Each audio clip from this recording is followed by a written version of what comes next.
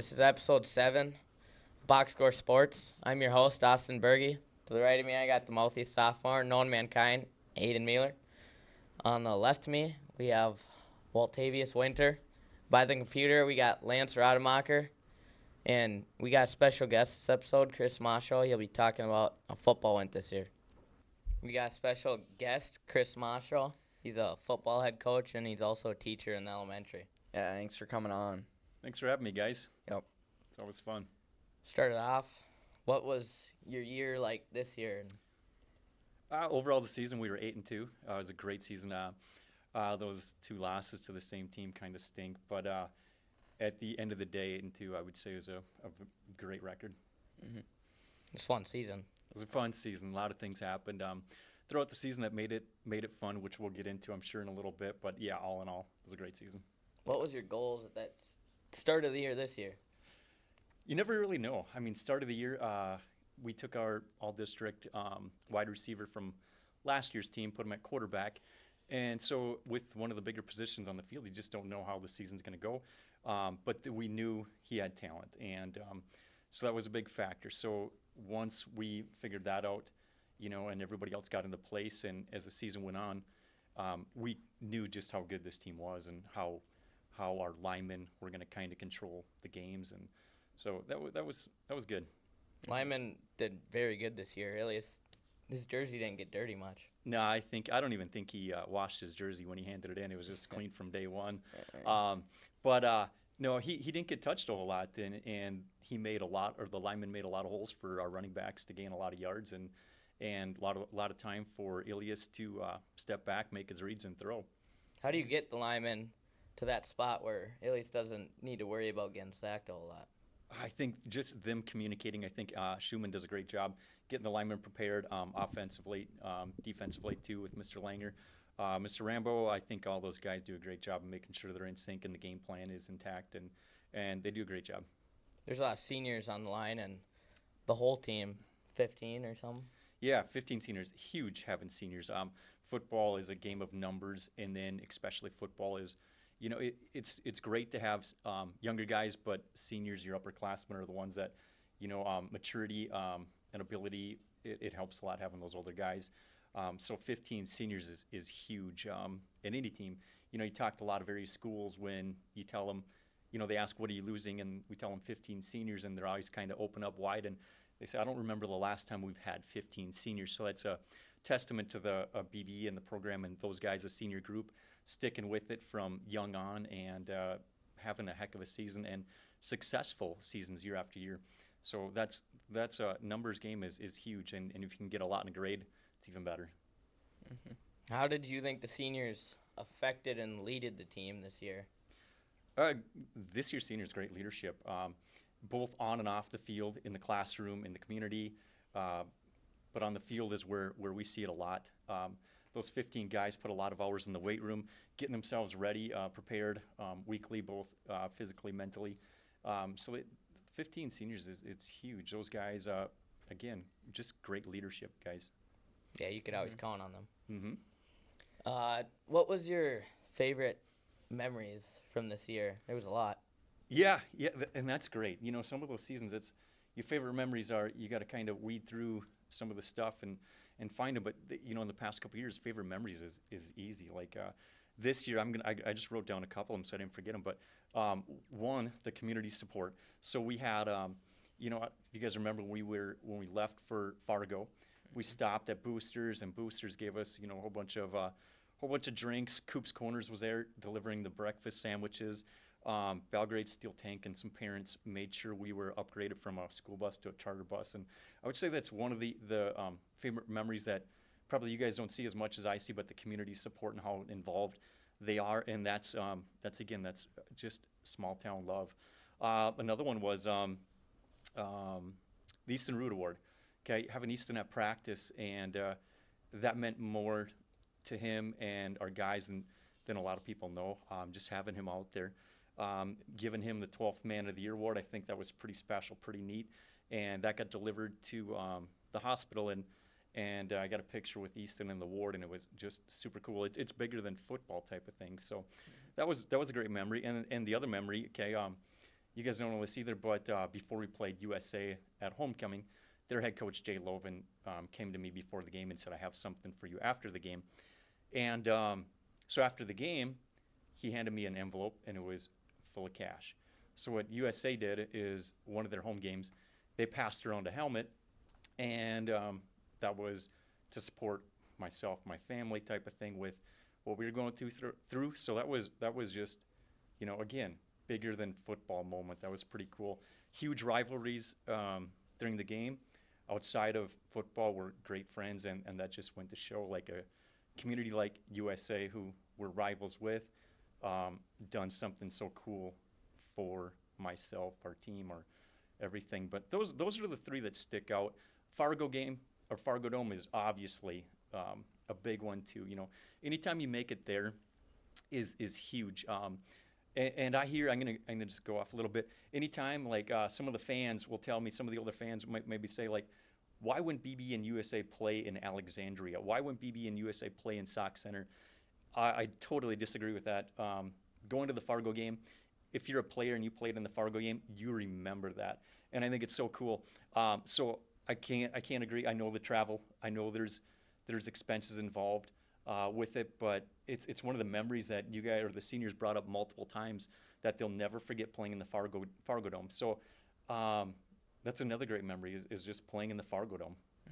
Stepping on that field for the first time is a huge change. It is. Now if we play that game at Sauk Center or Alexandria, still cool being on the turf, but at the same point, there's nothing like walking, having the charter bus, pull up to the Fargo Dome, walking on the field, like you said, playing catch, and then once the game starts, and or everything in the locker room, and there's no comparison to playing in, again, great facilities, Sauk Center, Alexandria, but nothing compares to playing in the Fargo Dome. So I can't.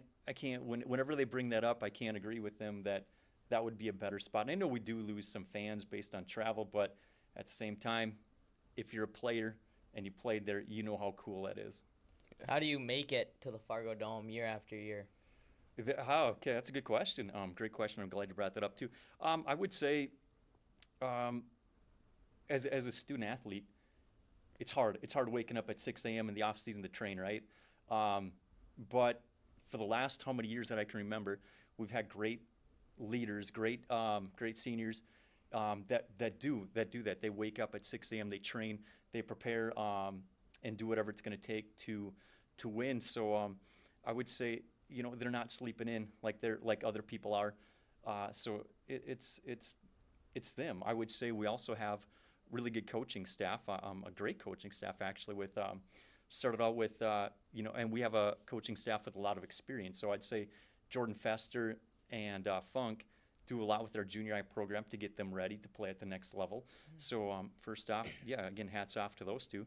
But then we also have a lot of coaches on our staff with experience too. Like Austin Rambo is a head boys basketball coach, and then we have Jordan Fester, who I talked about, is a head wrestling coach. Klopbach is a head baseball coach, and then Funk is a head softball coach, and Langer does everything underneath the sun to get youth developed and ready to play. And then Alex Schumann he's one of our biggest fans and followers after football season is over, and he knows more probably about what's going on than most people do with the other sports. So I would say our coaching staff we gel. I would say we're a great group of coaches that work together well to get everything prepared. What's it been like making it to the Fargo Dome like 3 out of the past 4 years? Never gets old. Never gets old. You don't take those things for granted because we've been part of the dry run years, and that's not fun. And making it to the Fargo Dome, again, like I said, when you pull up there with the bus and you get off the bus and there's just a few teams left in the state at that point in time, and you're one of them, and all you can hope and ask for is that our guys play their best, and we've been very, very good at that, playing really good in Fargo. Again, even this time, our last game against USA, it was a heck of a game, and we just came up short. But again, we came up game. So what's it like? It's always the same thing, butterflies. It's just cool to be in that environment. We talked about all the 15 seniors that will be leaving us next year. How do you prepare the younger kids to step up next year? Okay, I'm going to go with that back again. A lot of these a lot of these people that graduate or kids that graduated now, they put in the time, effort, and energy. They woke up at 6 a.m. To prepare. So I would say it doesn't take a special player to play football at BB. It just takes someone that's willing to do what others aren't, and that is dedication, that is commitment, and that's willing to do again what others aren't, what others don't want to do.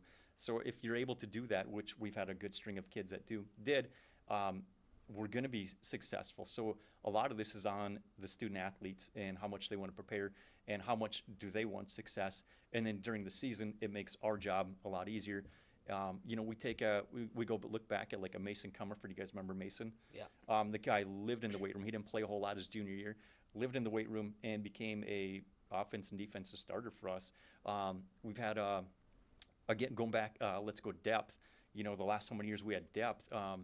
Ethan Mueller didn't play a whole lot his junior year. He played more at the end of the season. But this year I had 90 tackles for us. I mean, having a guy with 90 tackles on our bench as a junior, that's crazy to think. So we had a lot of depth. These next coming years, we're gonna lack depth a little bit. Hopefully, we can get a few more guys to buy in and do what everybody else is not willing to do. Wake up early, get their bodies ready, train, and hit the weight room. How do you as a coach prepare for these seasons coming up? Again, like everyone is different. Sometimes you kind of know who's going to be playing, or you have a good idea who's going to be playing where. This year going into it, there was so much conversation. Who's gonna play quarterback? Where are linemen going to end up? Where, who's going to be a receiver? So a lot of that is X and O's and getting drills ready for this group of players. What kind of a offense can we run? What kind of a defense can we run that's going to best fit this group? How'd you transition Ilias from a really good receiver to the starting QB his senior year? It was a tough one because you always know in the back of your mind, Aiden would have been another good quarterback that would have been on this team, and throwing the ball up to Ilias, who's got the height and he can run and stretch the field, we'd have been just fine. In the end of the day, yes, Ilias took the job and ran with it, did a great job. I'm sure when he first heard it, when he first heard it, it wasn't the most popular opinion, and he would have preferred to stay at receiver because he had a lot of success. And we knew that he'd be successful out there, but for the best position on our team, he said he was going to do it, and he took it. And after that, he didn't say a word about it, and he took it, and he was a great leader by doing it. But we all know that he would have been a great receiver this year again. It was tough losing Sobiak with an injury last year and knowing he wasn't going to be out there as a wideout. But Ilias did a great job. We couldn't have asked for anything more from him as far as just leading us and doing the right things, saying the right things, and he did a great job stepping up.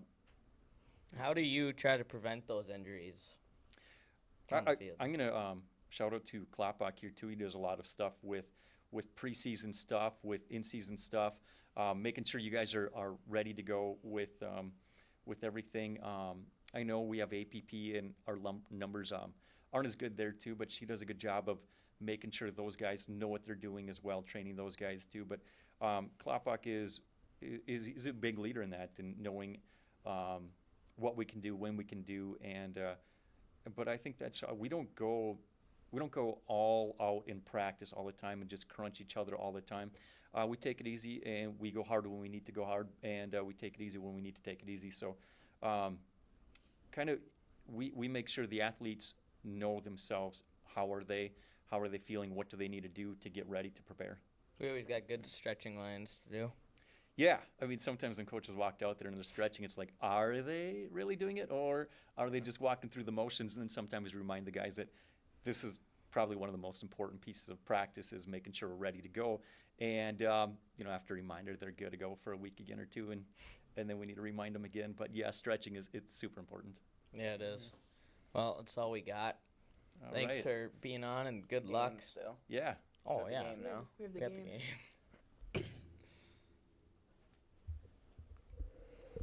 It's got to be a short quarterback. Very short quarterback. Kyler Murray. No. He went to Oh. college at Louisville. We got Just short one. quarterback for the Ravens. Lamar. Yeah, Jackson. Lamar's right. Oh, yeah, Oh. I can see that.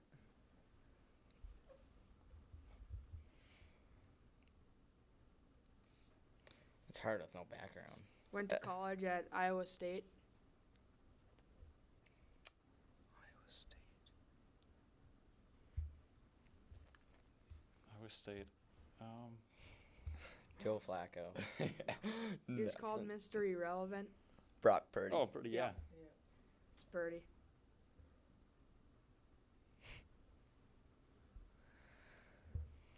Josh Allen. No. Was drafted in 2017 to an AFC team. Burrow. No. Patrick Mahomes. Yep.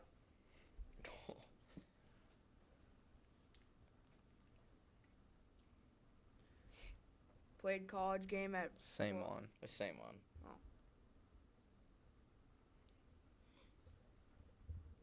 Get it? No. It's the same picture up there. Yeah. Yeah. Oh, there. Hey. Switch now. Jaden Daniels. No. Played his first college game at Florida State. Flores. That's such a weird throw. Jalen Hurts. No. He Justin was the Herbert. first overall pick in 2015. Justin Herbert. No. Matt Stafford. Justin No. Herbert. You said Yeah, I it, know. so. Before he said that hint. Yeah. He was drafted to the NFC. I don't even know divisions really. NFC. He ain't big. Is he still quarterback right now? Yep. Jared Goff. No. He's played on three. Starter? Yep. He's played on 3 teams currently in the AFC North. I don't know. It was in the North. No more division ones. I don't even. 2015. He's 9 years old. Sam Darnold. No, 2017 you said. No, 2015. 2015. Kyler Murray. No. Kirk Cousins. No. Anthony Richardson. No. He's on his like second year. Yeah, I know. I don't. He's a starter. Francisco, Yep. Sean Watson. 2015. Aaron Rodgers. No. He played on Monday night. Joe. Oh, Jameis Bo Winston. Nix. Yep. Wait, what? I said. Jameis Winston. Oh, I Bo said Nix. Sean Watson, didn't I? I meant him. That's Tom it. Brady. That's all we have. No, What do you you got mean? another one. Oh, you have another one? Okay. Tom Brady. I don't know. Matthew Stafford. He was Looks like drafted in 2012. What? 2012 he was drafted. Cousins. Yep.